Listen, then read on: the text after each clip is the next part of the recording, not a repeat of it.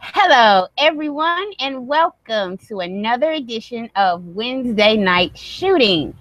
I am Tonya Rodgers here with the Cagesiders Seats former SmackDown Live reviewer, Andrew M. Swift. Yay! Oh boy. Yeah, Yeah. Sunday, which was WWE Battleground, that was actually the last show you Mhm. reviewed for the brand. For the brand. Yep. Yeah, so we're going to get into that show just a teensy tiny bit. And let's talk about the good thing, which was Tag match. the SmackDown Tag Team Championship match. And Kofi Kingston actually made history without WWE making a big deal about it. He is the only person to win the WWE Tag Team, World Tag Team, Raw Tag Team, and SmackDown Tag Team Championships. The only one. So, and he's like a surefire Hall of Famer. And it was also um, Xavier Woods' first time actually being in the match, right? When they won the titles. Yeah. Yeah. Yes. That So was in I don't know if you watched, but they did a really awesome Fallout promo I did I after did that. see that. That was Yeah. tremendous. If y'all haven't seen that, go back and find the New Day's Fallout promo from Battleground because it's a heartfelt, it's funny, it has a point. It's those guys on top of their game. And a lot of people kind of tired of them maybe a little bit. I don't quite get it because I still think they're kind of killing it. I mean, they're hit and miss sometimes with their stuff, but I feel like they're still an extremely entertaining act. And on Sunday they even did it huge in the ring. I might go back and Oh, watch that that match again. yeah, that was a classic tag team match. Mm-hmm. And I think someone on commentary said it maybe that those were like the top two premier teams of like this new era that the WWE is in, and they really are. They're just it was great, and I wasn't tired of their feud because after the rap battle, it was kind of nothing. Yeah, I wanted more, right? Yeah, and this past week, it was like they continued it by New Day was supposed to celebrate their win, and the Usos attacked them during their entrance. Like Big E didn't even get out his little spiel, before their music start, and they were dragging Kofi, and it was getting uncomfortable. It was like a mugging almost. It was so like the Usos are not for the fun and games anymore. Like it was cool when they were the champions and they were rapping, but they done lost their belt and they've gotten vicious. I was like, hell yeah. Where's Roman with the ambulance? I God damn it. I was just thinking that I'm like, man, they're all kind of that whole little crew is getting on the edge a little bit there. Oh God, when those three finally link up again, it's wow. It just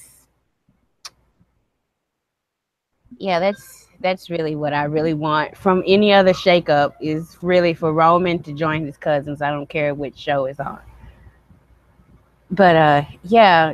Um I didn't get to see the pre-show. Like I almost forgot Battleground was happening, and then it was like 7:05, and I was like, "Oh shit, I might want to watch this." But like, I could have like outside of that match, I could have skipped the rest of the show.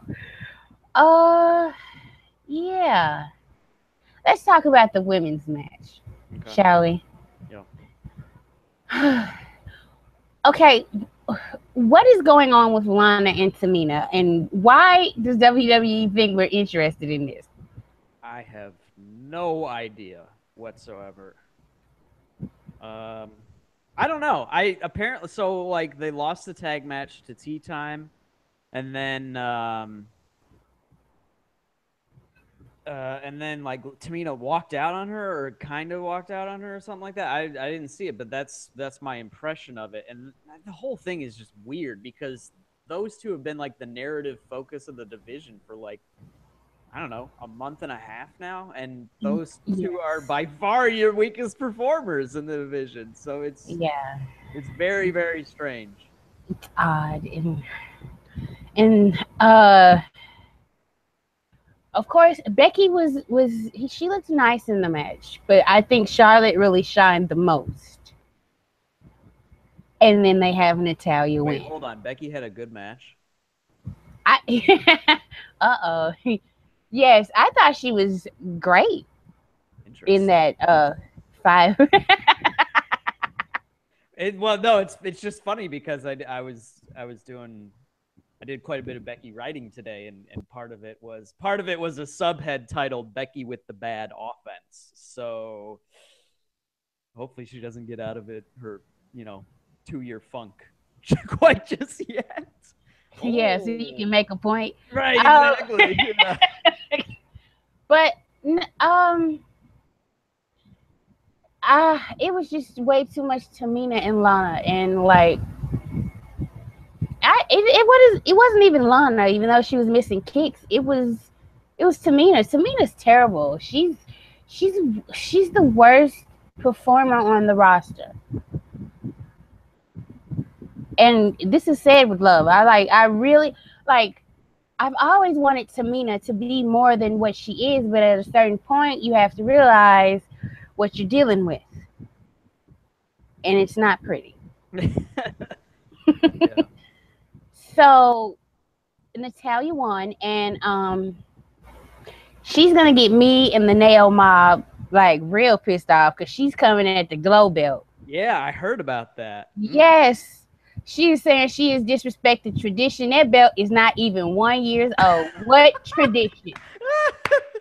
Oh, did Naomi respond with that? Because that's really unfortunate. She didn't. What she said was that she's respecting it and she's adding her own little piece of it. And is it just me, or is that language from Natalya a little bit coded? Is it just me disrespecting tradition? See, yeah, you know how I am. My radars will tingle all the time now. Yeah. But it's cool and then like after they had their exchange, here comes Carmella with the briefcase, and I'm like, can we just have both cash-ins fail? And I know some people are like, well, if they fail, what's the point of the Money in the Bank? Exactly. Get rid of it. I've been a strong advocate of getting rid of it for at least 2 years since I've come back to wrestling. Like, they had Dolph Ziggler's moment, and that was great. And even though a bit resentful of it now, Seth Rollins' cash-in at WrestleMania was also great. Mm-hmm. But in the grand scheme of things, I think the Money in the Bank takes away more than it adds. Yeah. That's just because you could be in this multi-person match, you can barely do anything, you can cheat to get the briefcase like Seth Rollins did, then you can cheat to win the title. And I know like heels are supposed to cheat, but it's just like there are strong ways to cheat, and then there are cheap ways to cheat. Yeah. And I think it cheapens a championship, and it just really, fans get sick and tired of seeing somebody getting cheated front, left, and right, and it's like, what's the point? Like, we all know what's gonna happen. Somebody else is gonna come in, and this person, like, it was ridiculous with JBL, and it's getting to JBL levels with gender at this point. Oh boy, yeah. It is. And so, like, the plan for SummerSlam, obviously, because the SummerSlam poster, did you see the SummerSlam poster? I saw one thing about it, which giving away fucking things that aren't happening yet. Yeah. But basically, the SummerSlam poster has the 4 guys that are going to be in the Universal Championship match. They have Naomi and Natalya, who are facing each other. Then they have, I was going to say Sasha. I'm sorry. They have Bayley and Alexa Bliss, who are facing each other. And then the WWE title match isn't set because they have Cena and Nakamura facing each other next week, which sounds weird, to have the right to face Jinder Mahal for the WWE Championship. But both Cena and Nakamura, now that could be a swerve But like, this has happened before. Before the main event of WrestleMania 31 was announced, there were billboards in New York that had Brock Lesnar and Roman Reigns on them. That's for true. WrestleMania 31. So WWE's not beyond spoiling their matches. So yeah, basically, there's no need to get invested in Cena and Nakamura. It's not going to be a real match, people. So it's going to be some shenanigans, and they're both going to be in, which is just like, why didn't you just do an angle where Cena comes out and challenges Jinder, and then Nakamura comes out and be like, look, I've been undefeated. I just beat the Money in the Bank guy tonight. I think I deserve a shot. And then Daniel Bryan's like, you're both right. You both get a shot. Or something like that. Why go through all of this dream match? I guess for ratings. I get it. Kinda. But like, how many more people are going to watch because of that? Yeah. I don't think that, and also, like, don't they always tell us that ratings don't matter anymore? So, like, what is gonna, what is by, like, maybe, 100, 150,000 people, maybe at top? Like, what's that? Why? What's the point? I don't get it. If ratings don't matter, you know? Marcel said, Lana and Tamina is a women's prison angle. Oh, boy. So is Lana the fish in this game? Oh, boy. Lordy. Oh my God, it's killing me. It's killing me. Okay. Let's get back to Battleground. I was like, I had just made a point, and you're just like, did not speak, and I'm like, I know, you just got caught. But you're right. Ratings don't matter until they do. Right. Until it's time to renew, because they're making a lot of money off those TV deals. So ratings are going to matter eventually. That's totally like WWE's actual slogan. Like, they say it's like then, now, forever, but it's actually like it doesn't matter until we say so. Like, that's their actual brand philosophy. Like, nothing matters until we tell you it matters, and then it doesn't matter anymore. Right. Oh shit. Okay, so the US title picture, which is kind of weird. I think Kevin Owens got him a title reign that he wasn't supposed to get, because obviously the result at Battleground, it had to have been a mistake, and AJ was supposed to kick out. I don't even get the point of the referee bump, or like, what? That didn't make any was he sense. trying to bump the referee, or was that like an accident? Yeah. But it's kind of obvious that KO wasn't like supposed to win that match. But WWE, they bounced back. They brought Chris Jericho back in, which was a nice surprise. I'm sitting there, and Break the Walls Down comes on. I was like, he's back. But then I was like, wow, they must really love KO versus Jericho, because these two have been feuding all year. Like, okay. But he does have a legitimate claim to the United States Championship. He never got his rematch, so they did a triple threat deal. AJ got the title back. And I think where I personally think it may be going, people have been hinting to it. I think AJ does his thing. I don't know who is going to be in the works for him, but it seems to me like Kevin Owens has been talking about how unfair Shane has been to him. Yeah. So they may think, which if KO gets a Shane McMahon match, people have got to stop, like, poor KO. They're really high. If Shane McMahon is wrestling you in 2017, the company is high on you. So if he gets a Shane McMahon match, absolutely true. Just shut up. They love Kevin Owens.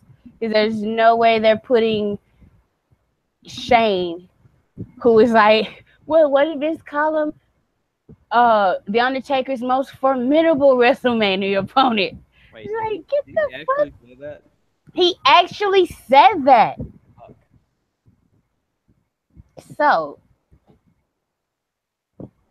it's a good sign for KO if he gets that.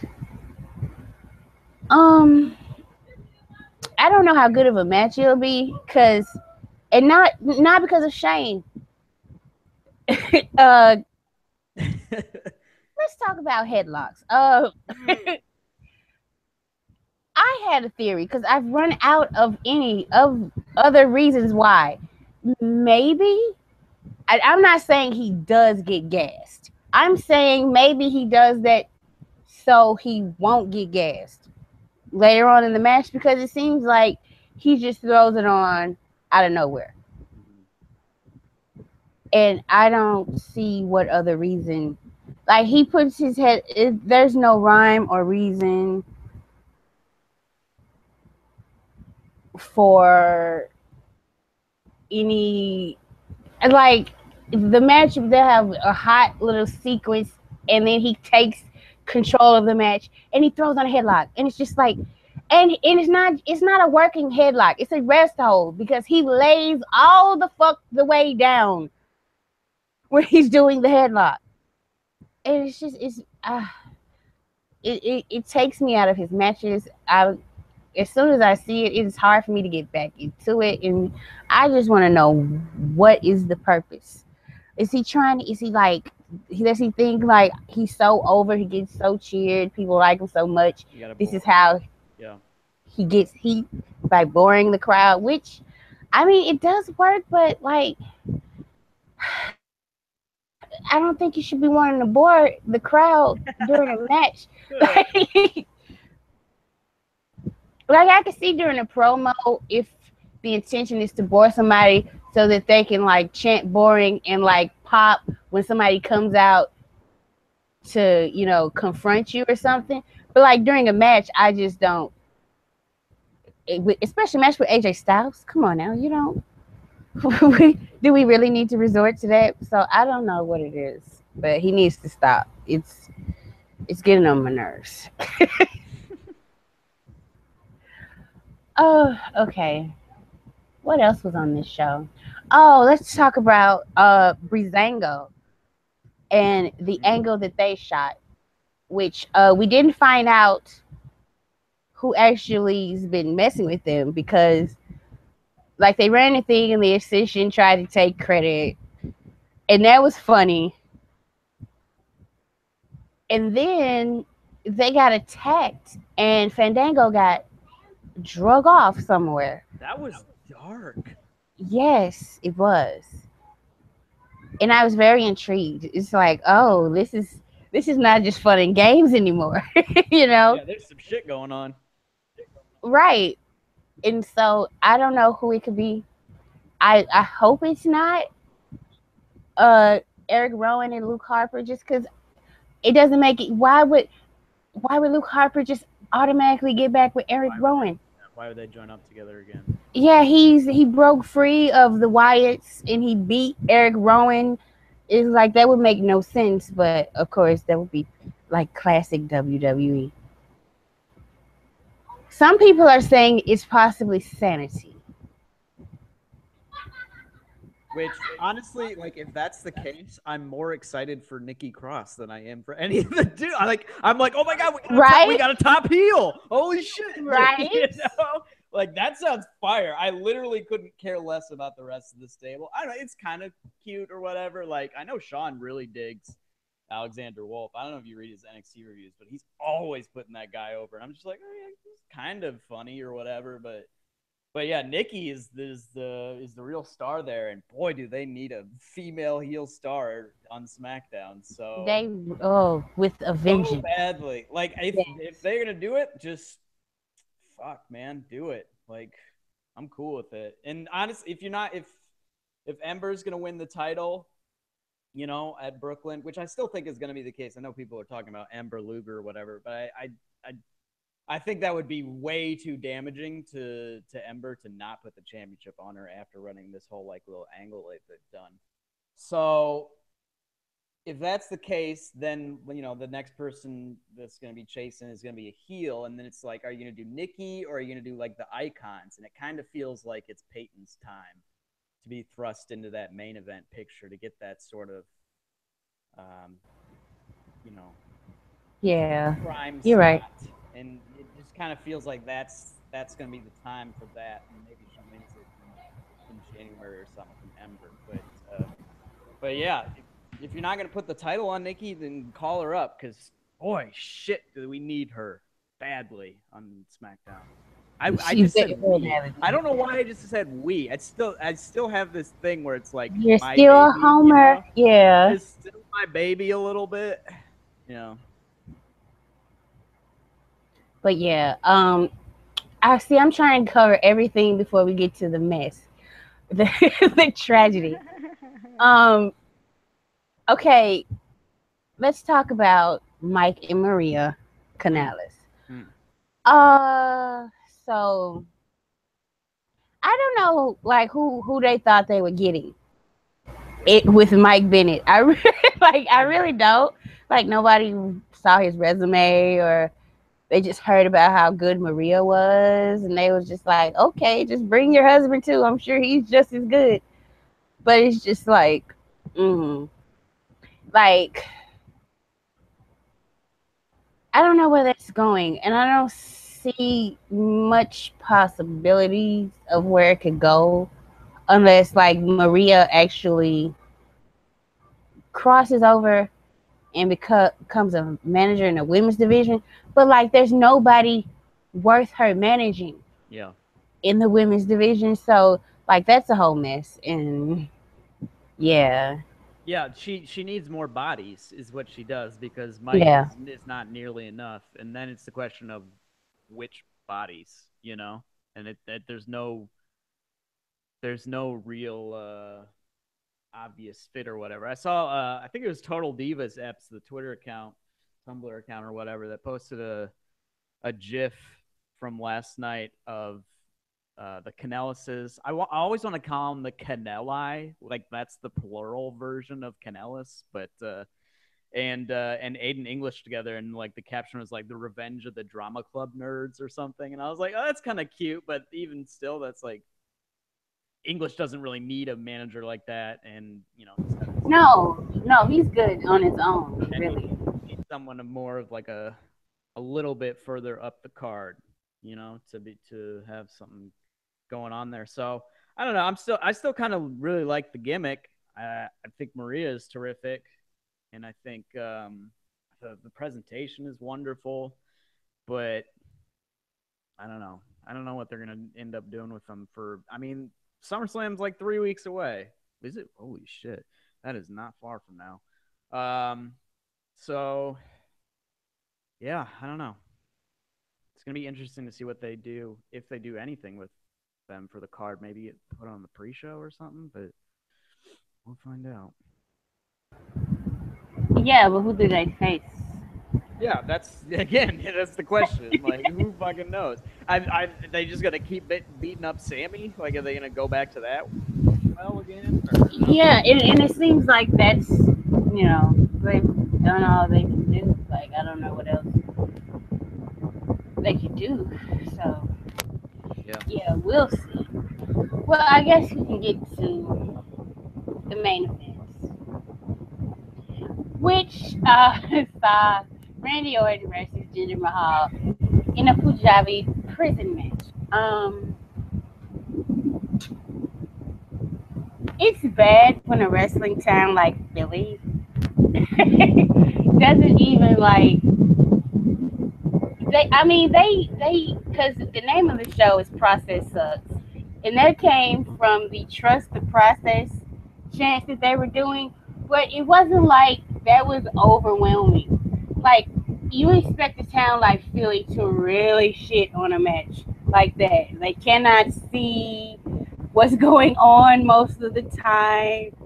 you would expect like the whole match and the show to be super loud, and at that point just pay attention to the crowd. But like Philly, like they were like fuck this. They were selling tickets for the Royal Rumble, and people were like, shit, we'll just go get tickets for the Rumble and not watch this match.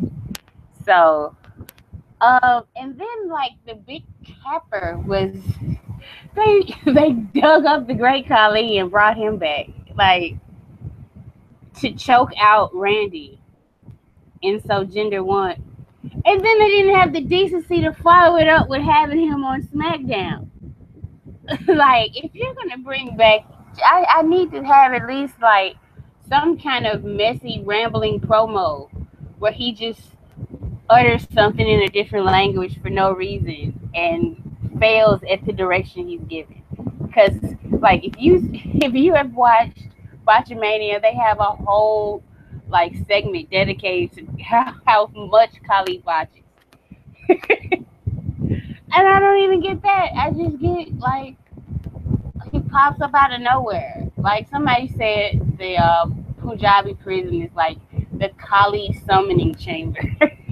And every time they have a match, he just appears out of nowhere. So that was special. But some people are saying that he was brought back because apparently Jinder's not really doing that well in India. So they brought Khali back to give him the rub. So I don't know about all of that. It just seemed like a humongous waste of time. Which is like Jinder's whole title run. It seemed like a humongous waste of time. So hopefully they fix that soon. And by fix, you mean end? Yes, absolutely. Cena, Nakamura, I don't care. Just anybody, right? Other than Baron Corbin. Fuck. Shit. Oh, God. They're going to do a thing where it's a triple threat, and Corbin will have had a match earlier in the night or whatever, and he'll cash in during the match and pin Jinder, and it'll be like the awfulest thing ever.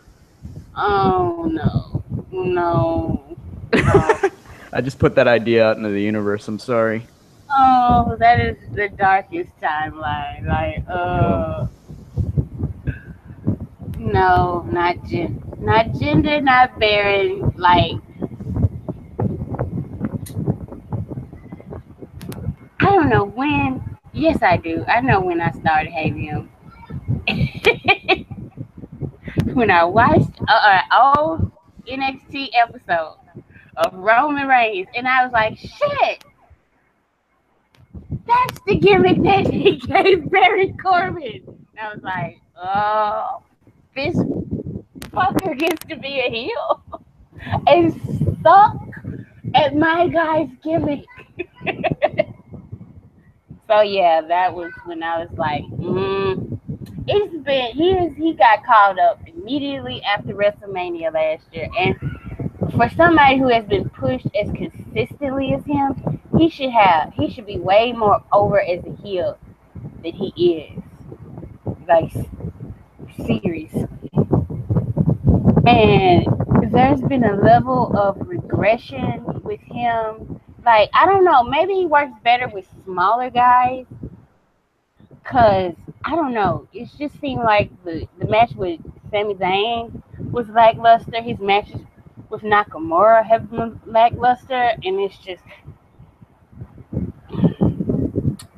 I am not down with it at all. So overall, I thought SmackDown Live was a good show, but it was like, no, like Road Dogg and some other people were all on Twitter so happy because they had a good show for once, and I'm like, pump your brakes, baby. It was just all right. It wasn't all that. Just calm down for a minute. Because we still got this Lana and Tamina problem. And Jinder Mahal is still your champion. And, like, Kevin Owens is still kind of not giving a fuck. So, they got a ways to go. But baby steps, I guess. All right. I think that's all from SmackDown. So, we can get to Raw, which you went to. Mm-hmm. So I'm just gonna let you have the floor and talk about your experience. Oh God. Okay. So Monday Night Raw, as you all are aware of by now, was in Washington D.C. this past Monday, 2 days ago, and for a very long time, I had no interest in going. Like I was kind of following tickets on StubHub or whatever, but not really that closely. I was just kind of seeing if there's some outrageous deal or whatever, I might hop in on this. And then they made the match, the number one contenders match, and I was like, well, okay, you're working on me a little bit here, but I was still had, as of Monday afternoon, like had no intention of going, and I was just kept checking StubHub, and finally I found this pretty decent seat for I don't know, someone was just trying to get rid of their ticket. I guess they had an extra and they're just trying to sell it. So and StubHub for some reason gave me like a $10 like credit or whatever because I'm a loyal customer or something. So I was just like, you know what? It's a year to the day since Battleground in Washington, D.C., which was Bayley's big debut. If Sasha and Bayley are going to have a number one contenders match, I feel like I should be there. Also Raw has been like kind of good lately. So I was like, all right, there's going to be like Braun's going to be there, Roman's, Joe's. There's going to be some good shit going on probably, in the rest of the show. So I was like, it's not going to be like awful. Like the rest of the show will probably be good. I was just worried about if they were going to do some interference bit in the number one contenders match or whatever. And the show, itself is, I've been down on WWE and I'm especially still down on SmackDown even after what people say was a good show last night. But Sunday was just such a fucking miserable experience that I just can't even. I've been down on WWE, and so I was just kind of a little hesitant to jump in, but jump in I did because of one Ms. Tonya Rodgers, who was out here giving me ideas of like writing prompts to do, like, oh, you could do a whole thing where it's like you're disappointed and like what it's like to be a fan or whatever. And I was like, God damn it. I was like, now I have like a writing prompt, which of course I have not used because the show was actually good, which is funny how it works out that way. But, show started with Angle and I was like, okay, cool. It was fun to chant, you suck. And, live wrestling is always, if you're ever like feeling down on like a wrestling program, I feel like going to a live show, whether it be WWE or like your local Fed or whatever, is always going to pick you back up just a little bit. Cause just the experience of being there is just different, especially if the show is good, which it was on Monday night. But then, Angle was doing his little talk gimmick or whatever. And the way that they had Braun come out, Braun's music is so perfect as like an interruption device because it's literally his like, it's just him roaring. Is he saying Braun or is he just roaring? Either way, it's exactly what it is. And it's kind of like a perfect note to just interrupt somebody on. And that's how they used it really well with Angle. And so he came out and people were hot for him and they're like, big lads, big lad. I started yelling big lads like immediately, like a total geek or whatever. And then Joe came out and people, Joe. And then Roman came out and got hugely booed. And I was just like chanting, Roman, you're really good. I was just like, you're a really good performer. Like not even like cheering him. I was just trying to say like nice things, because everyone else, all the adult males in the crowd were just, oh, boo, whatever, like losing their shit, mad about the guy. And I was just like, you guys are dorks. And so then that brawl happened to start and it was fire. It was great. That was tremendous. And big lads doing big lads things is always going to be great when it's, those three guys, I guess. And so, yeah, triple threat match next week with the trio. And so that's going to be really good. But right after that was Finn Balor versus Elias Sampson in a no disqualification match. And honestly, I was still on like my big lads high. I barely paid attention to this match. I know at the end Bray Wyatt interfered and like Samson won, but I really couldn't tell you much of anything that happened before that match. I also had some weird thing going on in my section, which Tonya knows about, but I don't really want to get into that whole bit. But there were some weird things going on in the audience last night or 2 nights ago. Let's just say that. And then, the show was just kind of ticking along, and it was about, like, when I realized, like Emma had her segment backstage with Angle, and I was like, oh, this is cool. Like, Emma's, got a spot or whatever. And then he's like, I'm putting you in a match with Nia Jax. And I'm like, oh, that's not a good sign, And so then that, that match happened or whatever. And I was like, well, yeah, of course, that's pretty much entirely a squash. Like, it's not a good sign for Emma. And Nia's new finisher is really cool, which is that little, like, I don't know, somersault senton thing or whatever. That was pretty cool. I was a big fan of that. And then, like, a couple minutes after that match, I just had, like, a light bulb go off in my head. And I was like, wait a minute. Nia Jax just had a match. Holy shit, we actually are getting a clean finish in the WWE Contenders match. It took me a while for some reason. I don't know, but then I was just like, my brain snapped and I was like, wait, we are getting a finish. Holy shit. And so I got like super popped about that. So I was kind of hyped. And then, I don't know, there's like cruiserweight shit going on. It's hard to remember. Like I can say very safely that I wasn't really bored at any points of the show. Like there's definitely probably like 45 minutes of the show I was kind of checked out for entirely, like throughout the night, whether I was just like doing things on social media or I was just, trying to figure out what was going on in front of me. So it was just weird that the dude sitting in front of me kept pulling up Cageside Seats' Twitter account. It was very strange. I'll just say that and leave it at that. So I realized we were getting a clean finish. Got pretty hyped for that. And then the match kind of came out and it kind of came out of nowhere. I was like, I didn't know if it was going to be the main event or if they're going to do the Shield tag or whatever as the main event. It was still kind of up in the air. But, Bayley's music kind of came out of nowhere on us. So, like, her pop, which was kind of muted, and people were like, oh, like, look at that weird reaction. But, like, I had not expected that at all. Like, I don't think there was, like, an up next bit, like, this is coming up after the break or something. So it's just kind of like her music hit, and it's like the crowd wasn't really ready to react. So it was kind of muted. That's how I felt, at least. I don't know. It may have come across... I'm pretty certain it came across on TV as just like people didn't really give a fuck, but you kind of felt like it was like a weird moment, like a surprise, like, oh, like didn't see this coming right now. The match was kind of cool because it had been, we're not going to go into that, Matt.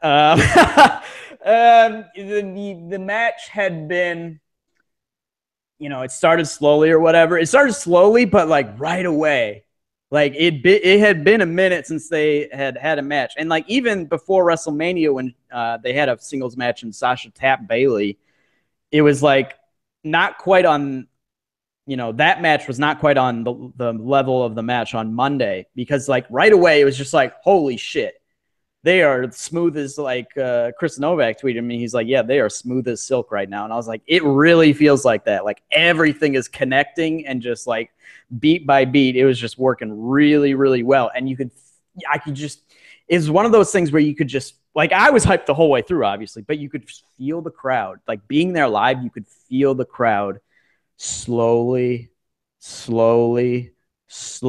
like getting into it a little bit more, minute by minute. And it was just such like it was like an honestly really beautiful wrestling experience. And in terms of like having a crowd be kind of there, and then like, bomb ass performers doing bomb ass things, just like really getting their characters across and really, really definable a duo going at each other, and it just sort of felt like it just, as it went on, you could just tell like it meant more and more to both the in-ring performers, which then translated to the crowd caring more and more. So it was just really kind of like, it's really hard to describe, but it was just really like beautiful wrestling thing. I kind of like compared it in my head to, it was like a really elongated version or whatever. Like if you're watching a baseball game and someone's having like a really long at bat and having like a 10, 12, 14 pitch at bat or whatever, you know, and like the crowd's getting into it more and more. And like, you can just feel that they're wanting something big to happen. They're wanting something, you know, and then like the guy hits a home run or something and like crowd loses its shit because it had just been building. And then like, it just, the moment happened. And like, once that single moment happens, it's like, oh shit, it's on. Like, you know, we're going to lose. Then like everybody, it just totally washed over the crowd when they did the slap. Sasha slaps Bayley. Bayley slaps Sasha. And they kind of like stand off for like, you know, 5-7 seconds or whatever. And Sasha's kind of like holding their face and they look at each other. And like Bayley has this look on her face that I swear to God, I haven't really seen much of since NXT. And it's this just wonderful look of like uncertainty, but like determination. It's just like peak Bayley kind of. And like, listen to myself. I'm like talking like I'm fucking going nuts here. But like then they just looked at each other and they got in a hockey fight, and the crowd at that moment on just switched. It was just like, oh shit, things are going down. Like, you know, everybody was into it from that moment on. And then very shortly after, a very long and very loud dueling, you know, let's go Bayley, let's go Sasha chant started. And it was like the biggest reaction like in a match of the night. I'd say even more than the, you know, the main event tag match with the like Shield reunion stuff. It was just such this wonderful, wonderful thing where it built. Like it was just like a random number one contenders match, like a month before SummerSlam, you know? So there's all kinds of shit they could do in the interim to make it, you know, dumb. Or they could have just had interference on Monday, which would have been, you know, a total deflator. But like minute by minute, it just grew and grew and grew. And the audience just sort of like tuned in more and more and more. And then they just got that hook and it just like hit home. And it was just, oh my God. It was like a point where earlier in the day, before I had bought my tickets, even after I bought my tickets, I'm like, oh God, like they're going to do interference. And if they don't, Bayley's going to like win, you know, win either by Alexa cheating or she's just going to win clean. And then like, it's going to lead to a Sasha turn, which I don't really want to happen or don't really think should happen at this moment in time, or at SummerSlam. So, you know, I was just kind of like down on the whole thing. And then like, just in the course of that match, like even like I felt the finish coming because Sasha never does a frog splash. Like she's done it at WrestleMania and she's done it at like maybe once or twice else. And so when she hit the frog splash, which by the way, her frog splash is not very good. I don't think her body is like the right proportions to like do like the tuck in and tuck out. I don't know. It's just kind of weird. Let me stop you. Nobody does a good frog splash anymore. Yeah, well, no, I kind of think Owens does all right. But that might just be because he has got a little bit behind it, too. Like, that might be the case. Yeah, so then, you know, the kick out and the roll through. And as soon as Bayley rolled through, I was like, oh, this is the pin. This is the pin. I knew it. And then it happened, and it kind of surprised the crowd a little bit.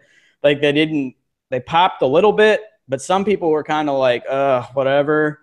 Because, like, people were like, we could be seeing something classic here if they gave it another, like, 5 minutes or so. Like, it felt like there was definitely a next level to reach, which they deliberately didn't hit, which was, you know, smart because they're trying to build this for the next month or so. But the crowd was just like, oh, man, we could have had, like, a TV match of the year candidate if they just give this 5-6 more minutes, just a little bit extra. But it was, you know, wise for them to cut it off at that point because that's not what WWE was trying to provide, like, and smartly not trying to provide on Monday night. So like, you know, I expected going into the show, I was like, I'm going to be frustrated. Bayley's going to win. Like, I don't want this, blah, blah, blah, even though I really like Bayley. And then after the match that I had just watched, like I couldn't have any complaints. Like I just couldn't. Like there's like, what am I gonna do? I'm gonna bitch at that point. I'm gonna bitch like, oh my God, this match was so cool. And it was so cool to be in this crowd to see what honestly felt very, very, very much like the sort of reaction that the crowd had at TakeOver Brooklyn back in 2015. Like the crowd was was definitely more into it, you know, in Brooklyn than they were on Monday night, like to start the match, but just the way it kind of like grew and built and built and built, and like the tension and the emotion and the storytelling just kind of grew and just continued and developed in this really beautiful, organic, natural sense.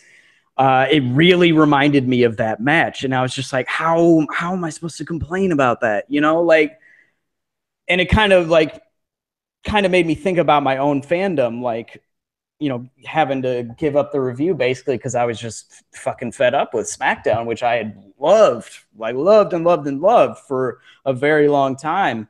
And was, you know, always trying to big up, and kind of felt, even to this day, kind of feel, even after giving up the review, like it's kind of like my brand or whatever.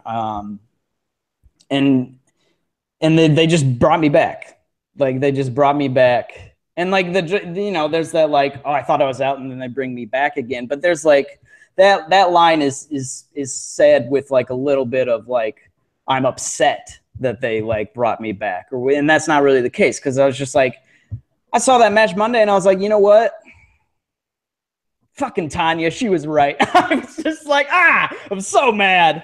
I'm so mad. And it's just like the way that I had talked you into not giving up after Survivor Series 2015. And then like, you know, a month later you were like, yeah, thank you. I saw this awesome shit in Philly that happened or whatever. And Roman beating the shit out of Triple H's ass the night before at TLC, and I watched it last night actually. Really, yeah, and it really reminded me of like your reaction to me when I was like, just stick around, just see what's gonna happen here, or whatever. And so like I stuck around and I got that match, and that was just it was a match that like it came across really well on TV, but it's a match that you don't quite get how well it came across unless you were there. And that's true of a lot of things in wrestling, sure, but like those two in combination, and it's not just me like being a complete and total mark for both of them, which I obviously am, but like the crowd, everybody in the crowd was just like a little subdued, and then by the end of it was just fucking like losing their mind. And it was beautiful. And like, that was kind of like what wrestling should be. Like it was, I don't know. It kind of like took me out of the moment of watching WWE, like a WWE programming. And I was just kind of just watching and experiencing this, you know, wonderful, weird art form being presented really well. And I don't know. It's just beautiful. Like that's the only real word I have to describe it. It's just like, it was just downright beautiful. I am smiling so much. Fuck you. Fuck you. God damn it. It's like I know WWE will disappoint us, but right, yes, the people we love hardly ever do. So I was like, yep. At the very least, you're gonna get to see two of your favorites, wrestle each other, and My experience throughout the night was like a longer version of the crowd's experience in the match, because when the Nia thing clicked for me, I just started getting more and more hyped. I was just like, oh shit. I was like, oh duh. I even like tweeted it. I was like, oh my God, we're actually getting a clean finish. Holy shit. Like I'm losing my fucking mind right now. So that was great. I mean, obviously that was tremendous, and I've got zero complaints, even though I still think the Sasha turn is a mistake. And mostly, I don't think that like Sasha turning necessarily is a mistake. I think it's the lack of quality weekly television that builds to the turn, that has built to the turn. It's like WWE. I actually did a lot of writing about Becky today, as I said, and I kind of put it like WWE holds things in stasis until they decide it's time, you know. And it's like, I wish they would do more and more just on a very small individual weekly basis. Like there are so many Raws where you could have had a 2-minute backstage segment with either Sasha or Bayley, or Sasha and Bayley, or Sasha interacting with somebody else, or Bayley interacting with somebody else, that they just haven't really done to like really set the stage for what is supposed to be a very big moment next month, either at SummerSlam or at Raw the next night. I don't know what's going to happen. I think it might actually happen at SummerSlam now I think about it, because they'll want to run the angle, and then they'll want Sasha to cut a promo the next night, I think is what's going to happen. That would be my guess right now at this time. But yeah, it was like you said, WWE will disappoint us constantly over and over and over again. They always do. But the performers that we're there for, like the people, our personal draws or whatever, like if they're given a chance to shine, they'll shine, and they'll remind you that why you like this crazy fucking product and crazy fucking company in the first place, And it was just, I don't know. I'm just like gushing over here. It was just wonderful. And I don't know. I just have an immense amount of appreciation. And then the Shield main event, the handicap match, that was great too. When like that kind of built in the same way where like Dean was kind of a little hesitant. And then Seth, like, there was that one moment where everybody, the heel trio was out the ring, and then they both looked at each other, and they're like, we're going to do the dual suicide dive. And it's just like everyone realized what was about to happen. And I fucking popped for it. And I was like screaming, and I didn't even watch the Shield back in the day. I was like, oh my God. I was like, as soon as they looked at each other and like started taking that step back towards the back rope, I was like, oh shit. I was like, oh fuck. So that was tremendous. And then Dean walking out at the end, like not doing the fist bump. That was great. And like afterward, I don't know when the like show went off the air, but Seth stayed in the ring for a good 90 seconds after that, holding his fist out alone. Aww. And it was just like, fuck, this is so good right now. This is some good shit. I was just all in, like into that such a big way. So yeah, Raw was great. And I think somebody had asked, because when they won, Dean hugged him. They were like, yeah, they hugged. He would hug him, but he's not going to do the fist bump. And I was like, he forgot who the fuck Seth was for a second. Yep. That's what that was. He was excited. He was excited and getting into it. And then the idea of the fist bump like popped in his head, and he's like, wait a minute. Right. And that was just such a beautiful character beat. That was really fucking good, too. So, like, there was some really, really good stuff on that show. And I don't even really remember what else happened on the show. I know there was some cruiserweight shit. The Hardys. Had a really weird... Yeah. Oh, Jason Jordan. Poor Jason Jordan, by the way. Poor Jason Jordan. His promo got turned on. Boring. It got turned on. The crowd was booing. What did I say? Yep. Vince's favorite. Okay. Yep. Mm-hmm. Yeah, but is that just because it's Vince's favorite, or because the material is being provided? No, it's not just because the material that's being provided is because I bet you money Vince is personally exactly. Yeah. Just like with Roman. For sure. But that's not, I don't think that's like a reaction from the audience as like a meta reaction to Vince. I think that's a reaction to the shitty content that Vince is giving Jason, Yeah. No, it's not yet. Yeah. Mm-hmm. So, yeah, that's true. Like when people realize it more. But like Monday was a very organic reaction, because like even I was like, this promo is not very good. I was like, this promo is pretty lame. Like it's really not happening. So it was so boring. So that happened, and then the other weird thing of the night was a heel-on-heel tag team match in which they turned the club face like 2 seconds before the match, because they came out and they were like, DC is a Good Brothers town. And I was like, I literally said out loud, I was like, did they just turn face? And like this one guy in front of me was like, I think they did. And I was just like, I think we're the only people in this audience that realized that they just turned face just then. Because it was like supposed to be a total like pop the crowd line, and the crowd didn't really know how to react. They were like, okay, like yeah, we are, but who the fuck are you to say? Lost their shit for the Hardys, but it was unfortunate because the crowd was like, we want Hardys during the tag match because they didn't know who to root for. It was just very, very strange. Like, you need the face turn to be done much, a much larger way than just the way that they did it, because it didn't come across, and so it kind of ruined the whole segment. Hardy's got a huge pop. Crowd lost their fucking minds for them, but yeah, I don't know. That was weird. That was very, very strange how they did that. About the I'm very interested because I'm invested in bad pushes just as I am in good. Ooh. How did they react to like the Big Cass and Enzo Big Show stuff?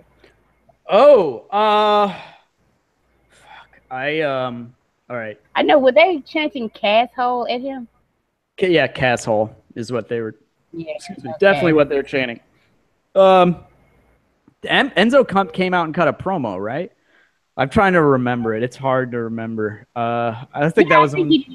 Yeah, but like, people don't remember at Battleground last year, Enzo came out and cut a promo with, like, when it was Enzo, Cass, Cena versus the Club in a 6-man. Enzo came out and cut a promo before the match that, like, you can go back and watch it on the network. Crowd was fucking all into it. Like, they're doing the Enzo Amore, like, for a really extended period of time. It was honestly maybe his best promo, other than like the one he did, the really heartfelt one he cut a couple of weeks ago. But like, one of his best, Enzo being Enzo promos, like, ever. And like, it was great. So like, I feel like the crowd kind of had that memory for it, like a little institutional memory in the Verizon Center. So they popped big for that. The whole beatdown went on for a very long time. Actually, I got to confess, I used part of this segment as a bathroom break. When the beatdown kept going on, I was just like, all right, I'm just gonna pop to the bathroom right quick here.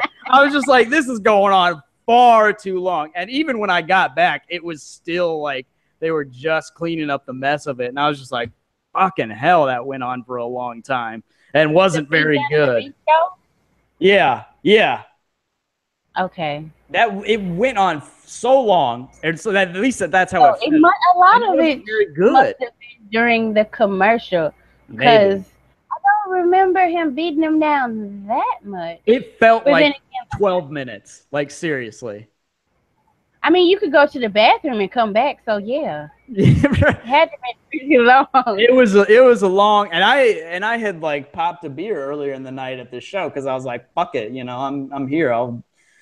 I was just kind of walking around beforehand. And I was like, I don't really have anything to do. I don't really want to go to my seat. So I just saw this one random dude in line for like an empty beer line. I was like, all right, I'll do it. I'll get a flying dog or whatever. So I was just like, I was in the bathroom for a minute, But yeah, it went forever. And it kind of reminded me of how the fact of like the lack of translation in like Cass's physicality or, presence. Like it didn't feel very impactful at all, really.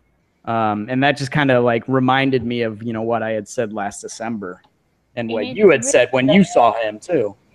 Was like, because like you have him on the show and then you counteract that with the big lads. The big lads, right? Yeah. It's like, he's not like, even before Braun improved, he still carried himself, like big and larger than life, and Cash just doesn't. I don't know.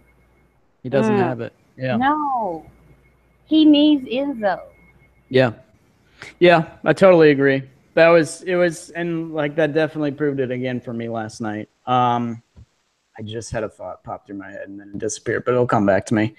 It was a really fun experience and glad I went. And Raw is, I was like tweeting all kinds of shit. I was like, Raw is the Shoot brand now. Oh yeah, that's right.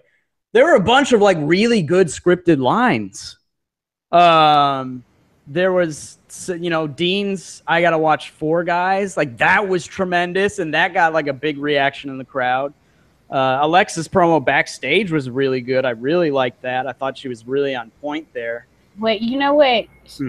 She was calling them team Gag reflex. and that's not. No. And if I was Sasha, honey, I would have tweeted, "Well, you and Nia are team no gag reflex." Oh boy, that was, like, I missed the shoots. You know, like I missed the fucking shoots. I feel like Sasha was told to like keep it quiet for a minute because she ain't been shooting, which kind of lends credence to the theory that she is in fact gonna be turning, because like having those diss lines on Alexa is a huge face move.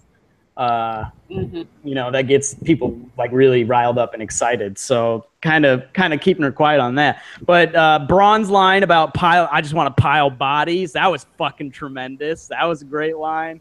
And the Sasha Bailey promo backstage where like Bailey was like, "Oh, well, may the best woman win," and Sasha's like, "She will," and I was like, "Oh, cell phone, Sasha, you just owned yourself. Why are you doing that?" Like, of course, you know, which actually was a really wonderful character beat. Like, that was a really, really good moment. So I really like that, and there's a couple others that was just like, the script seems much better than usual. I don't know what it was, but they must have known I was in the crowd, so they were giving me shit to pop for. My favorite of the night was Roman. What was yours? When he looked at Joe and Braun and he said, "So please tell me what either of you have done since you got here." Oh yeah. I'll wait. I was like, I love me some Roman now. I missed that. Fuck. And then Braun was like, "I just want to pile up bodies," and Roman like, "Man, shut up." Shut up. Yeah. Oh, I was like, yes, this is. I'm telling you, that's my dude. That's SummerSlam. Woo! That's gonna be a main event and a half. That's the problem now, that they've hooked me. If they do something really fucking stupid earlier in the night, they've hooked me on the main event though, so I can't fucking leave. The second match really pisses, right? The second match like infuriates me. I'm just like, I can't fucking leave because I got to see the big lads. To see who's gonna win this match, right? I think Braun's gonna win. You think so? Just either Braun or Joe going off of Roman reading his resume and asking them what they've done. And Braun's gonna be the same fucking way whenever he shows up. I hope he shows up next week and just interferes in their triple threat. Yeah, and everybody brawls again. Yeah. That match is not going to have a winner.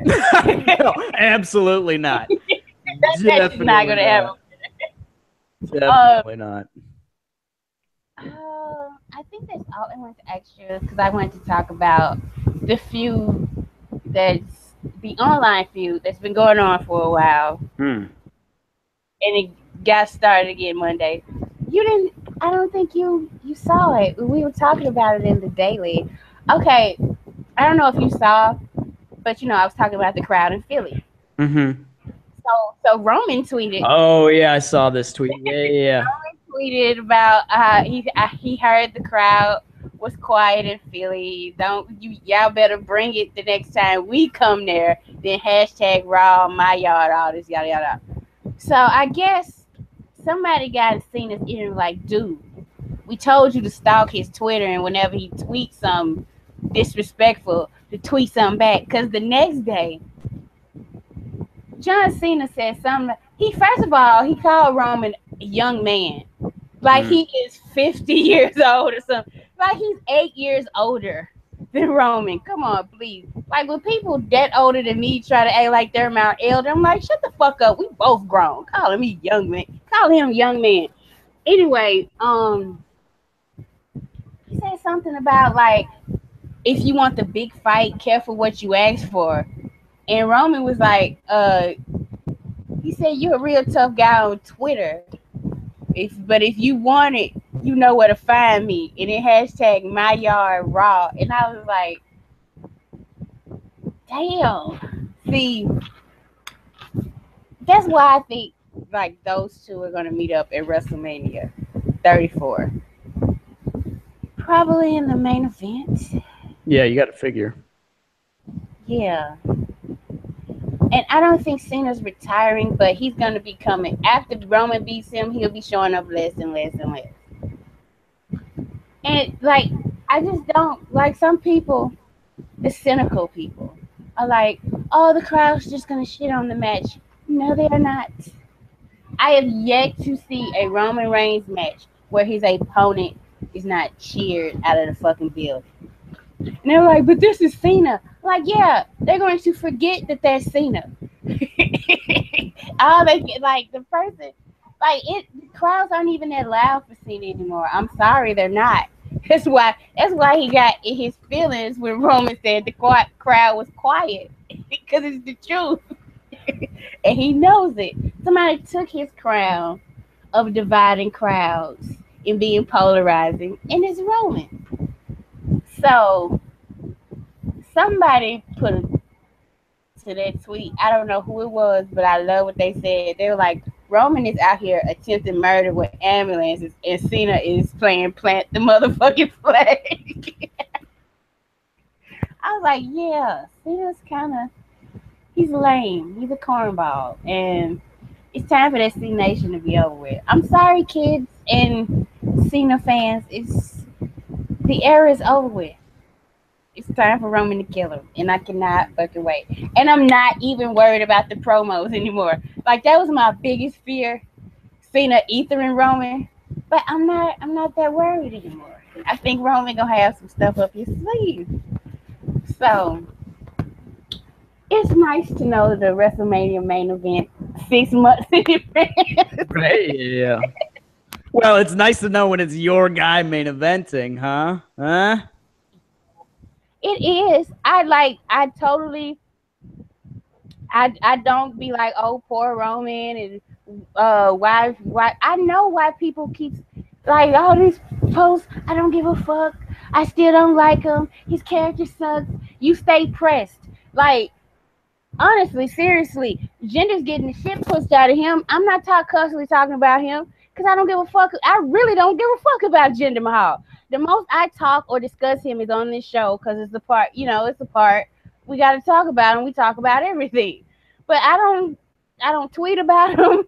I don't post about him on message boards or nothing because he's not on my radar. I don't give a fuck. To me, if you don't give a fuck, you do not discuss and debate and argue about somebody. That's just my opinion. Mm-hmm.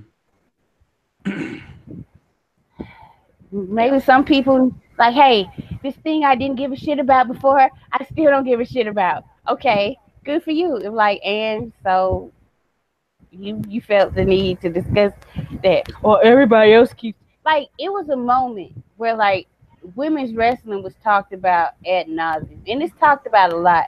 Well, for a minute there, it was talked about so much that I had to fall the fuck back, and I was just like, I'm just gonna take a break. But I didn't go and be like, I'm so sick and tired of y'all talking about women's wrestling, cause like, what the fuck?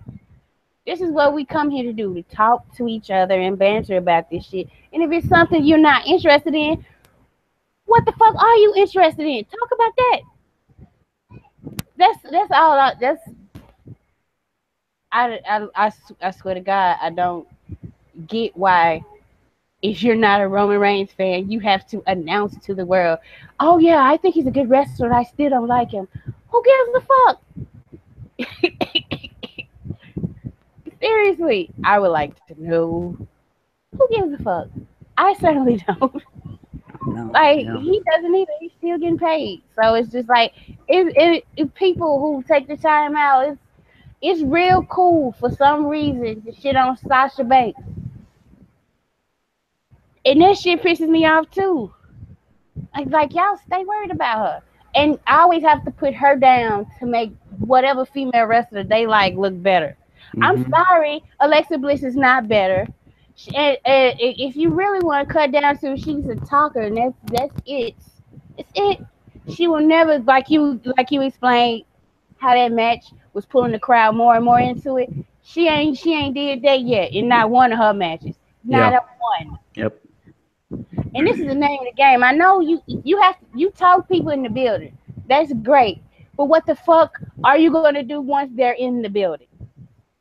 This is not called promos or talking. It's called professional wrestling, no matter what Vince wants to call it. Sports entertainment still encompasses some kind of sport, doing something with your body, not just your mouth. So there's some phrasing going on in that last sentence. Yeah. There are certain shows where people would just pay you to do things with your mouth, but that's not people. Talk about team gag reflex. I mean, oh, I was like gag reflex. Gag reflex. I don't think you should. I don't think. Let's not do that. Let's not ever mention. Let's not. Yeah, Lexi been struggling too. She got bantered by Paige on Twitter. Holy shit. Yeah, woo. she did. And like that little video that's going around of her with that was cute. I like that. Yeah. I thought it was. It was overdone. A bit too desperate to me.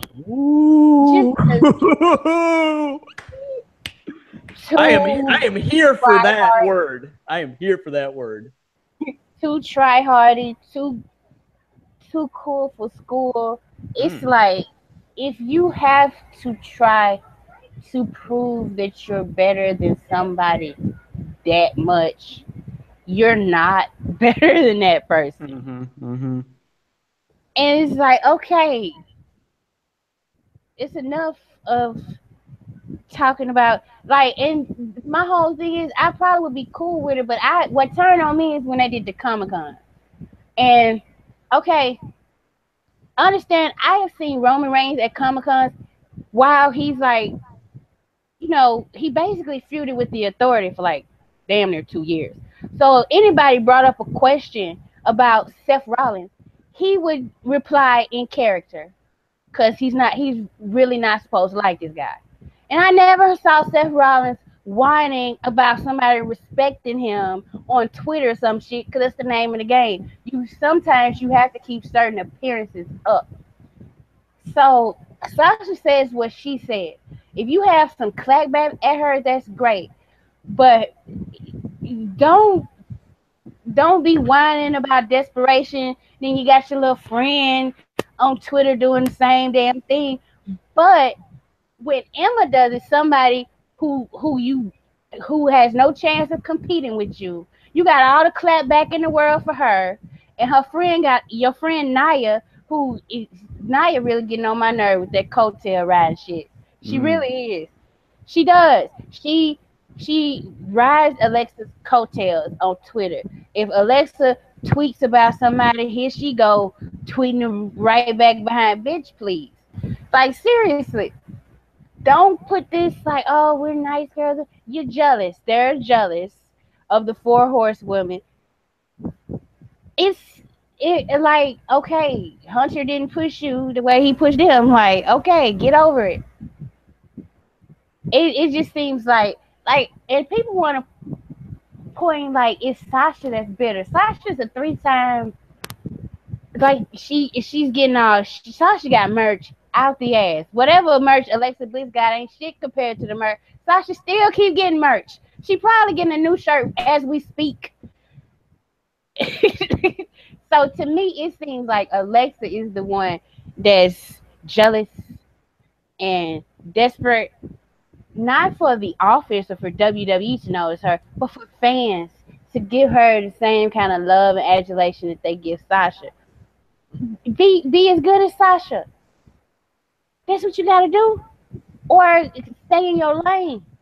And if you really think about it, when she was a face, she wasn't doing all that well down in NXT. She was boring with nobody checking for her at all. She put on this mean girl persona and grimaced a little bit. She's kind of one note, and we've seen Sasha. Okay, yeah, come at me. She is.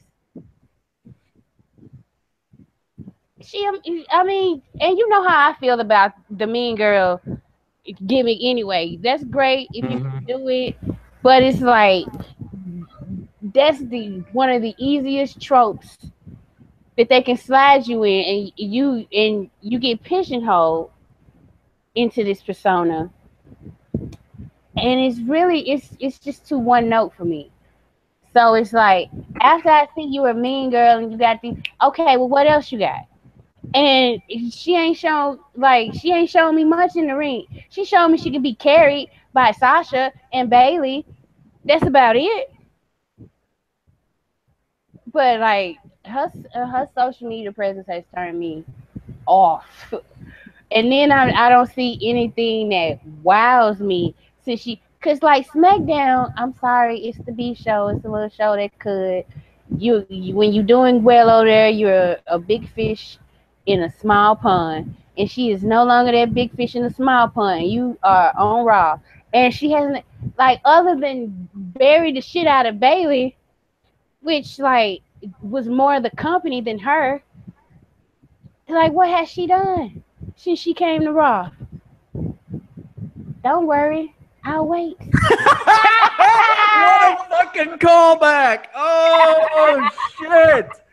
Tremendous. That's why I love my Emperor. Oh, that was some good shit right there. I'm fucking popping huge. Woo! Oh man, I tell you, I mean, I co-sign everything you just said for sure. Like, that's my rant for the week. Totally co-sign. And you know what? I kind of love the psychology that goes into, like, whether it's, you know, greater kayfabe, whether it's a work shoot, whether it's all work, whether it's like mostly shoot. I don't know, but just like, it's funny because, like, in a way, it's really, I don't know, it's really interesting. It does, I mean, like, the Mean Girls thing, it kind of feels like a high school. And, like, but not in, like, a bad way. It feels like there's, like, a popular group. There's, like, I don't know, like, there's a popular group, and, like, Alexa wants to be the popular group, but, like, isn't, because she's kind of, like, not really all that great as a person, you know, like in kayfabe, not talking like Lexi Kaufman, you know. So I don't, and like, so like she's, and it's weird because, like, the Horsewomen as the popular group, as like the women's wrestlers as the popular group, which is definitely how the company has presented them, like, very deliberately so, over the last couple of years, like, no doubt about it. So it's just kind of funny to see how, like, Lexi trying to clap back at Sasha and just having literally no ammo to the point where I'm just like, girl, you need some better shit. I'm gonna write you a fucking post. Like, please use some of this, you know? So I don't know, just everything in that dynamic is just really fucking interesting. I don't know what's a work, what's a shoot, or what, but all of it is just really good. And I don't know. They stay pressed, like, as you be saying about people, you know, about Roman. Like, those two stay pressed. Like, Team Rude or whatever they call themselves. I don't even know.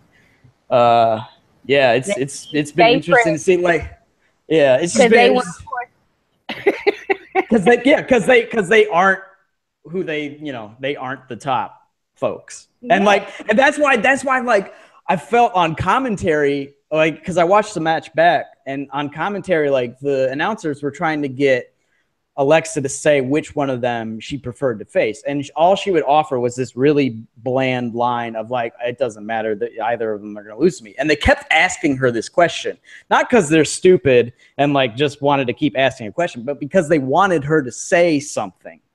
And she wasn't saying something, and it kind of felt like her whole look she had on her face that she kept doing, she was fucking salty as shit because she realized she's losing the title next month, and then it's going to be a huge Bayley-Sasha feud, and she's going to be floating around somewhere trying to do her own thing, and it's just going to be struggling. And that's how it came off to me. I don't know if, like, I've worked myself into a shoot there, but that's how it really fucking felt.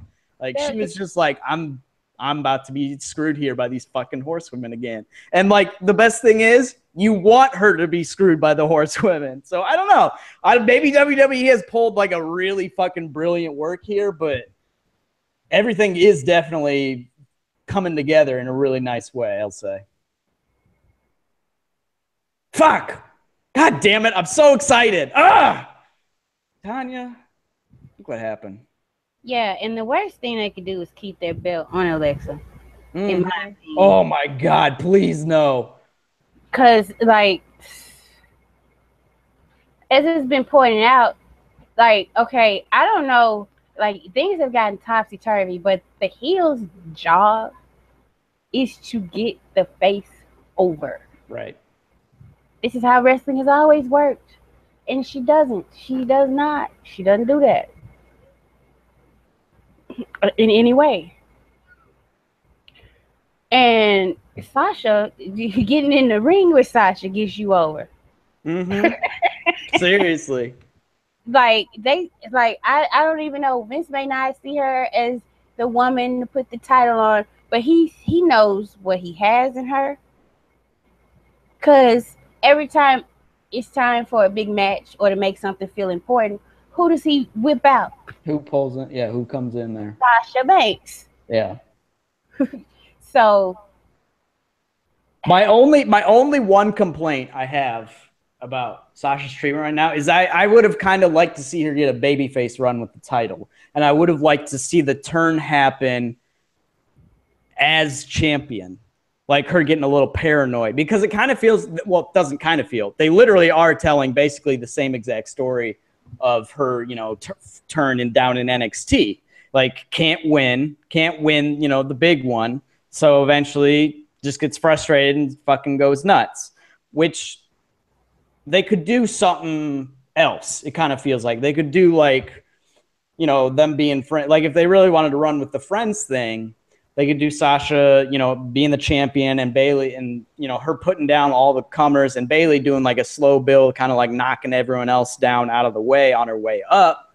And then Bayley would be like, oh, hey, like, I'm here, let's do it. And Sasha would be like, have a little second where she's like, oh, like, I thought we were friends. Like, this is, I thought you knew your place in this relationship sort of thing, like going on in her head. And then like slowly, like Sasha, like, you know, kind of cheats to win, or like inadvertently cheats to win, and then deliberately cheats to win, and then beats the fuck out of Bayley, you know, and then Bayley like comes back eventually and gets over in the big way. So I that is kind of like, when I complain about Sasha Banks, it's not like I think WWE doesn't understand what, you know, even though I basically tweeted that on Monday night, but it's basically like, I feel like they could be telling this story in a lot more interesting way. And they're kind of not, you know?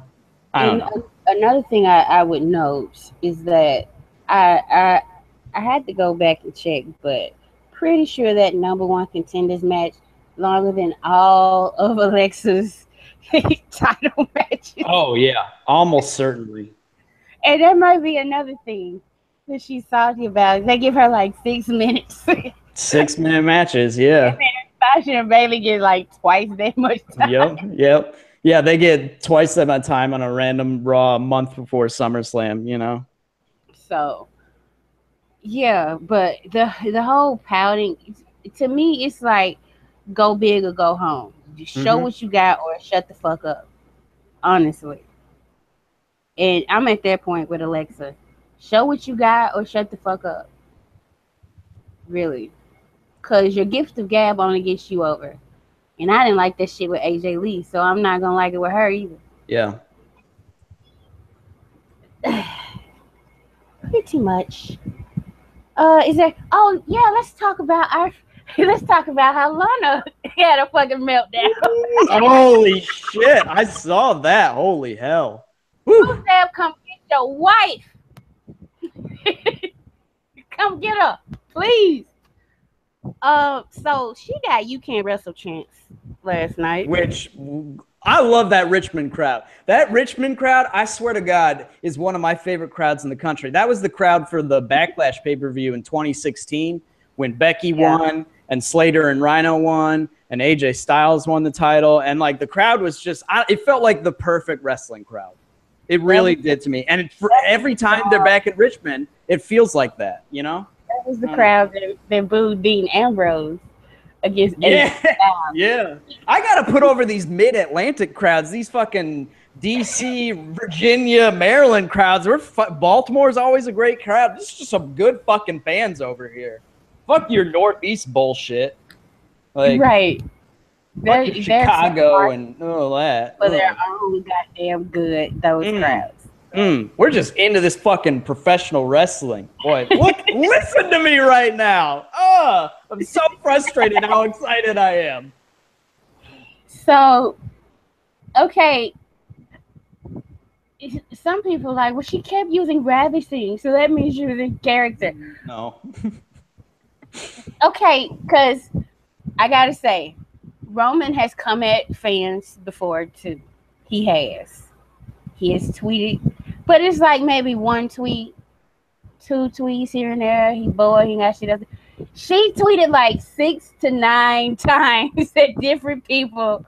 You the pathetic villagers, and I'm still ravishing, and all this and that. Listen, I don't want to read into people's personal life, but I know if my husband did not even, if he let me go out on TV and I had my kick pads on the wrong leg, I would be mad at him because like didn't you give your wife a look over? Don't you care? I guess he ain't like Daniel Bryan and John Cena. Want to help they women improve in the ring. Do you work out with her? Do you give her pointers? Do you give her tips? Or are you too busy tweeting and complaining on Twitter too? Like, I don't know. But if it was me and like I realized I got the wrong kick pads on and nobody told me, I would be pissed off. And my husband, especially if he saw me after I was dressed and he didn't notice it either, I'd be like, what the hell you here for? Like, we supposed to be helping each other out in this. Where's the love? Where's the communication? Don't you care? That's probably why she got to steal his phone and tweet. Lord, she is a hot mess. I can't even be mad at it. It's just funny. Right? Seriously. What is there to be upset about? It's just kind of entertaining at this point. She's so gotten to. She is so gotten to. Like, but this is a monster of your own making. Because when you first came to that company, you took shortcuts to get to the main roster faster. You did not. First, she was getting paid more than the other girls in development. So she made up some, and I don't. This is not rumors or whatever. It was out there. She was supposed to have some kind of condition where she could not take bumps, which I was skeptical of when I heard it back in like 2014. She's taking bumps now, so maybe that condition just it was a miracle and it cleared up whatever this unnamed condition was, because she's certainly taking them now. See what it is that she didn't realize that these women that she thought she was leaving in the dust in Paige, Sasha, Charlotte, I don't even know if Becky was there, but I know Bayley was there. All these women that she thought she was leaving in the dust in developmental and I'm going up to the main roster, they were down in NXT making women's wrestling matter. So they ended up catching up with her ass because they actually buckled down and did the fucking work required. And now just being pretty is not what it do. Yes, management will notice you, and I'm sure guys like Kevin Dunn and Mark Carrano love the crack of your ass, but that's not gonna get you paid in this business. It's not. And you're a woman. You're way more disposable than any man on the roster. That's just the truth. And if she could come out there and not be delivering if she was making them some money. Where is Lana? Did Lana ain't got no merchandise? Mm-hmm. Where are the views for like? Do the views spike now that she's on TV? No. When she was in a feud where the views were spiking, she decided to kill that. Yeah. See, so all her little tricks came back to bite her in the ass, and she ain't got nobody to blame but herself for the situation she is in. If like, and I watch her sometimes, and that character can get heat if it's played right. Yeah. And if she had to buckle down and actually learn and actually train, maybe, because I mean, I don't think she's like god awful. I don't. I just think she's really green and inexperienced, but like, I don't know if the ship has sailed, but her attitude, like that ship has sailed with a lot of people, and she's not gonna win them back unless she come out and start like wrestling great overnight. And it don't look like her husband helping her in that endeavor. So Yeah. I don't know. It's just funny to me. Like, sometimes shortcuts will get you what you want, but sometimes shortcuts they come back to bite you in the ass. And I think this is what we call chickens coming home to roost. It is. I guess she thought she was gonna Eva Marie this shit, but like, to be honest, Eva Marie didn't really. She just was going along with it. If you watch Total Divas, Eva Marie actually wanted to wrestle, and she was upset that like she did all this training because like they just put her out there. And I think some of it was like some of those executives, like the guys I named, pushed her in the front of the line. I've heard no stories about her pulling any kind of stunts to get up on the main roster. They pushed her into the front of the line, and so she got this entitled attitude. And then when they were like, oh, then the other women coming up and they're actually wrestling, and they're actually getting attention. It's like, oh shit, now I gotta fucking learn how to wrestle. So she tried to do that, but it's like once you develop that certain reputation, and then like she's not like. Lana's way more athletic than Eva Marie is. She is. And I think she takes bump better. Yeah. Eva Marie was out of position for a lot of stuff. Doesn't seem like Lana's out of position when she's in the ring. So she gets it, but once you get that scarlet letter on you, it is hard for it to get off of fans. And it's just being a pretty face, it just is not going to.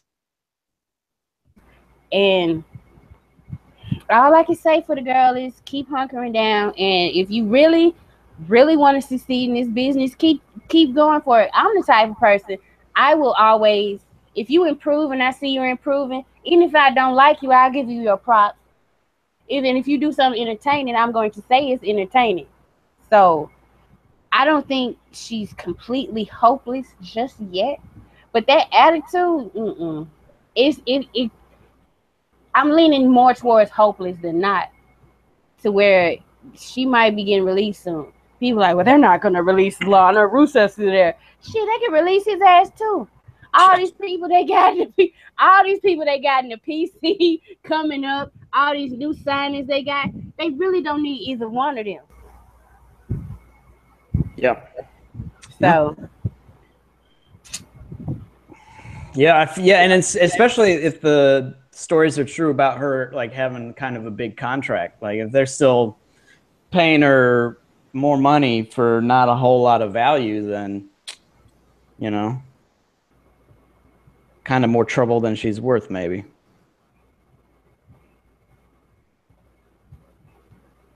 I don't know. Whew! We fucking talked some tonight. Yes, we did. It's a bummer. It's a bummer that I'm this into wrestling again. I'm very upset. I'm totally coming across sarcastically, but 50% of that is actually true. I mean, I'm still killing my cable once this bill cycle ends. Like it's still happening. So I'm not actually going to be watching the shows unless something really important is happening and I need to throw up a stream, somewhere.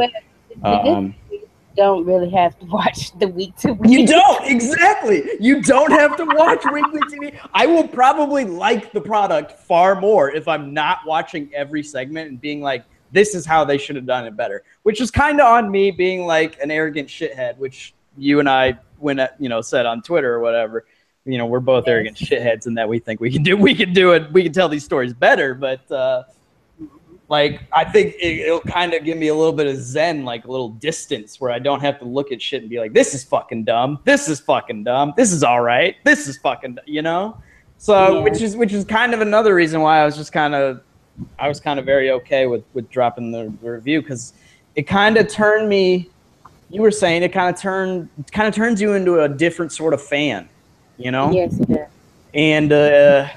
And it wasn't really the sort of fan I wanted to be, So I don't know. It just kind of feels like there's like a weight off of my chest now that I don't have to be thinking in that critical sense. Not that I won't think in that critical sense, but that it's like a requirement, I can appreciate it more, just a little bit more. So kind of looking forward to that quite a bit. And for me, I think I just had an epiphany. I don't know when it happened. Kind of around like when Roman got suspended. I was just like, you know what? As long as he does cool stuff. Yeah. Yeah. It's like, I tried that because I've been kind of pissed about his feud with Braun up until recently, because I was like, he's just getting the shit beat out of him every week. But yeah, he started doing cool shit, and I'm like, oh, back on board. So I get it. As long as my favorites get to do cool shit, I'm good. So this wins and losses really have stopped mattering to me, because this is all predetermined. So just give me something cool, and like whoever beats them, like let it be for a reason, not this arbitrary shit like Alicia Fox beating Sasha for no fucking good damn reason. Yeah. I mean, it led to nothing. Right. So don't do shit like that. Like, don't. That's all. Did you see that cartoon, the comic strip with Bray Wyatt trying to get Sasha to join the Wyatt family? Okay, all right. That comic strip. Did you see the bit in that comic that was even more a little eyebrow raising than the Wyatt stuff? No. There's a panel. Hold on, I'm gonna throw this into the thread real quick. There's a panel in this comic where, I don't have the full context for it because it's just the one thing, but it's like Sasha and Ambrose are eating together, and Dean Ambrose has a line about what does he say? Hold on, I'm gonna find this. He says something about everybody needs a big piece of meat or something like that. What? And it's just, yes, I swear to God, this is true. So I can't find it right now, but it is definitely a thing in this comic strip. And I was just like, what the fuck is that? What the hell is this shit? See, when Bray was talking about big plans for the family, my mind was like, is he talking about getting Sasha pregnant? Oh, I didn't even think of it that way. That is absolutely what it was about, though. That's where my mind went. What the off fuck the real is this comic? We all know Bray like him a little chocolate.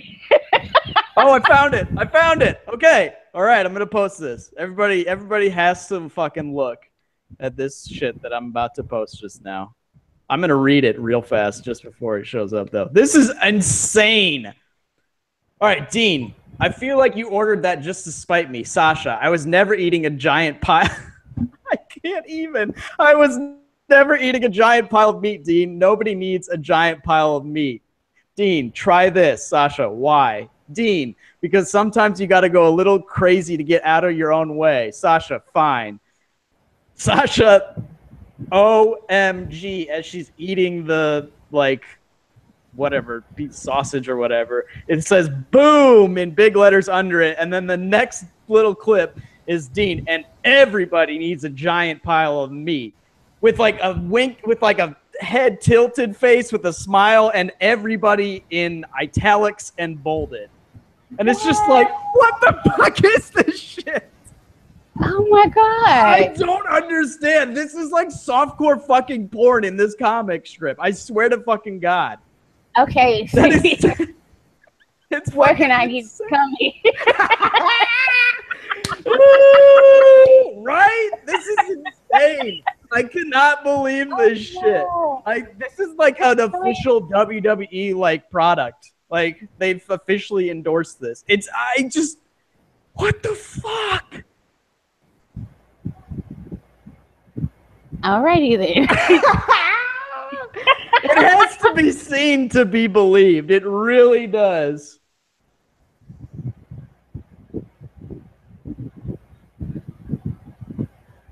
Okay, see, I haven't seen them. I'm finna pull it up. Oh my God. It's just.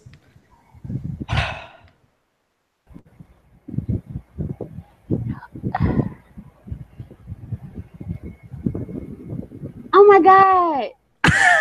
Oh my god! It's like a sausage in her face.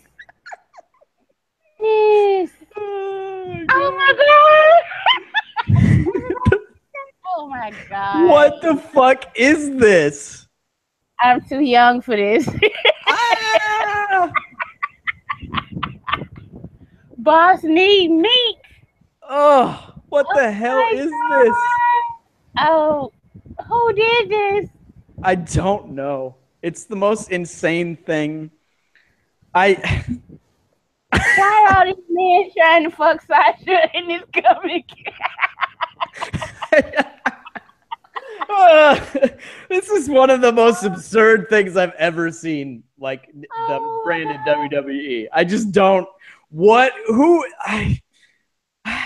don't know. It's Oh my god! Who did this? everybody's trying to get in Sasha's pants in this fucking comic book. That's literally what it is. This is what it looks like. Right? It's Sasha of all people. Maybe this is Vince is like, hey, maybe I can market her. Oh, maybe. I don't know. Shit. Oh my god. I have seen it all today. I can't. I've got literal tears. I'm crying. I just can't. And everybody needs a giant pile of meat. The fuck? Has put in a fabricated relationship between Sasha and Dean. Why those two though? I don't know. But it's Bray's too. Like, everybody's trying to pull it. He's fucking Bray's got his like big eyes looking at her and like his hands on the back of her chair being all creepy and shit. The fuck? I need this in my life. Yeah, I don't know what the fuck this actually is, but this is crazy. Okay, let's say yeah, before we get out of here, let's just hope Becky gets better soon, because it's been reported. Is it like actually a shoot? That's a bummer, man. I think so. They said Dave Meltzer reported it, but I've been on fucking Twitter. Dave Meltzer doesn't know shit anymore. He's got nothing. But see, people say he reports stuff, but I've been on Twitter all day, and I follow him on Twitter, and I didn't see him report it. So I don't know if it's true or not. Maybe he did it on his show. But they said, apparently, he said she's going to be out for a month with a knee injury. That sucks. Yeah. But they weren't going to give her shit at SummerSlam anyway, so. It sucks she missing a check if she was going to be on the show. Right. But yeah. Not even sure if she was going to be on the show, so. Is there anything else in the world of wrestling to talk about? I don't think so. I think that's pretty much it. We covered a lot of shit. We got through. Fuck. But why did Battleground happen? Why did that happen? Ooh, they that whole show. they do not need. They do not need to have all these pay-per-views. It's too many. It's what they should do is like, okay, January they had a Royal Rumble. Then February, either Raw or SmackDown has a pay-per-view, not both of them. March, either Raw or then the next brand has a pay-per-view. April, WrestleMania, that's it. May, whoever didn't get one the last time, they get one now. You know, just switch out months where it's not the big four pay-per-views. Because both brands don't need these pay-per-views. It's too much. It's oversaturation. It is. It really is. And like, I'm going to tell you right now, like, I can remember things that happened in certain matches between certain people, but I don't know if it was like with Roman and Braun, certain things, I don't know if it happened at the Fast Lane or the Payback or the Great Balls of Fire match. It's just like, it just ends up where people wrestle each other for super long. And it's like, you got to hold off and wait to this show. No, it's too many pay-per-views. It's too many. Yeah. And it probably would be better served with condensing the tag teams on one show and the women on another. But yeah, they're not going to do that. So. No. Yeah, there's too many issues with that. Yeah. So, I guess that's all for this week. Yeah. This has been another edition of Wednesday Night Shooting. We have shot some shots tonight. That's for sure. That is for fucking sure. Boy. So yeah, always a reminder, if there's a wrestling show that you can go to and just kind of experience and fall in love with wrestling all over again, you should definitely go ahead and do that if that works out for you logistically. And other than that, you can just go hug yourselves. Bye-bye.